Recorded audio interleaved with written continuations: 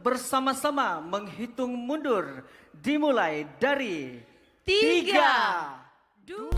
Setelah dibuka secara resmi oleh PJ Gubernur Aceh Ahmad Marzuki pada Minggu 26 November 2023 malam, seluruh cabang perlombaan pada hari pertama perhelatan Musabaqah Tilawatil Quran MTQ ke-36 tingkat Provinsi Aceh sudah mulai digelar. Penjabat Bupati Aceh Besar Muhammad Iswanto SST PMM didampingi istri Cut Reski Handayani SIPMM serta Ketua Kafilah Farhan AP menghadiri langsung beberapa cabang perlombaan untuk memberikan dukungan terhadap perjuangan seluruh peserta perwakilan Aceh Besar bertempat di halaman Masjid Khalilullah, Kecamatan Simelu Timur, Kampung Air Dingin, Senin 27 November 2023. Muhammad Iswanto menyampaikan bahwa ini sebagai bentuk dukungan terhadap perjuangan seluruh kafilah Aceh Besar dalam mengikuti gelaran MTQ ke-36 tingkat Aceh, di mana dirinya menyaksikan langsung beberapa cabang perlombaan, salah satunya cabang tunanetra, dan alhamdulillah mereka tampil sangat baik. Selanjutnya Muhammad Iswanto bersama istri langsung berpindah ke arena perlombaan cabang yang lain untuk memberikan dukungan dan motivasi kepada peserta,